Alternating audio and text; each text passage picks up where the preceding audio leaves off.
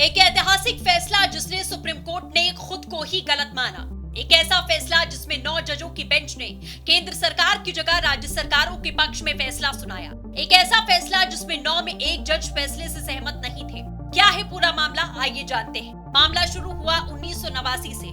Supreme court खनन और खनिज अधिनियम 1957 के तहत महत्वपूर्ण मुद्दे पर सुनवाई कर रहा था। सुनवाई थी इंडिया सीमेंट लिमिटेड बनाम तमिलनाडु राज्य के बीच। पूरा मामला था खनिजों पर जो रॉयल्टी लगती है वो टैक्स है या नहीं, और अगर उसे टैक्स की कैटेगरी में रखा जाएगा तो क्या टैक्स लगाने का अधिकार सिर्फ केंद्र सरकार के पास है या फिर राज्य सरकारें भी अपने क्षेत्र में खनिज भूमि पर लेवी लगा सकती हैं। 1989 में सुनवाई करते हुए सुप्रीम कोर्ट ने अपने फैसले में कहा था कि खनिजों पर रॉयल्टी एक टैक्स है और इस बात से साफ था कि खनिजों पर टैक्स सिर्फ केंद्र सरकार ही लगा सकती है। 1989 में यह फैसला 7 जजों की बेंच ने सुनाया।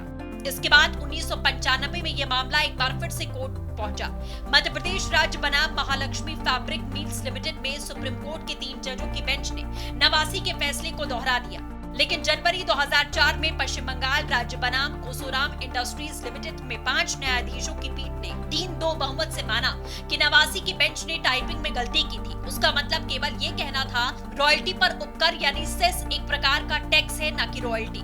फिर मार्च 2011 में 3 जजों की बेंच ने माना कि 1989 को दिया गया सुप्रीम कोर्ट का फैसला और 2004 के फैसले में विरोधाभास है। इसीलिए अब इस मामले को 9 जजों की बेंच के पास भेजा गया और अब इस बेंच ने अपना फैसला सुना दिया। चीफ जस्टिस चंद्रचूड़ ने फैसला सुनाते हुए कहा कि संसद को खनिज अधिकारों पर टैक्स लगाने का अधिकार नहीं है। 9 जजों की बेंच में सीजेआई चंद्रचूड़ के अलावा जस्टिस ऋषिकेश रॉय, एएस ओका, जेबी पाद्रीवाला, मनोज मिश्रा, उज्जवल भुआन, यश शर्मा और एजी मसीह इस फैसले में सहमत थे। इन सब के अलावा जस्टिस बीवी नागरत्ना ने इस बेंच में अकेले असहमति वाला फैसला सुनाया। जस्टिस नागरत्ना ने कहा कि राज्यों को खनन गतिविधियों या खनिज इस्तेमाल पर कोई टैक्स या सेस लगाने का अधिकार नहीं है।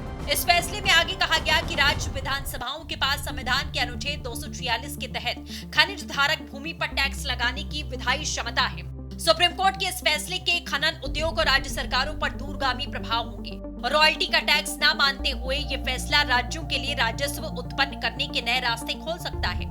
इससे खनन से प्राप्त होने वाले टैक्स रेवेन्यू में बढ़ोतरी हो सकती है, जिससे विकास परियोजनाओं और सार्वजनिक कल्याण योजनाओं के लिए उपयोग किया जा सकता है। ये फैसला राज्य राजस्व यानी स्टेट टैक्स और खनन उद्योग के लिए महत्वपूर्ण प्रभाव वाला एक ऐतिहासिक निर्णय है। अब बात करते हैं उन खनिज समृद्ध राज्यों की जिनको इस फैसले का सबसे ज्यादा फायदा होगा।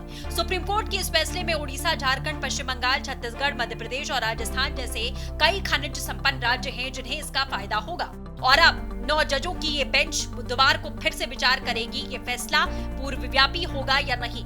यानी अगर ये फैसला पूर्वव्यापी लागू होता है तो केंद्र सरकार की तरफ से राज्यों के लिए भारी टैक्स बकाया देना पड़ सकता है। राज्य चाहते हैं कि ये फैसला पूर्वव्यापी रूप से लागू हो, जबकि केंद्र सरकार इसे भविष्य के लिए लागू करना चाहती है। तो ये था सुप्रीम कोर्ट का वो 35 साल पुराना फैसला जिसे खुद सुप्रीम कोर्ट ने बदल दिया।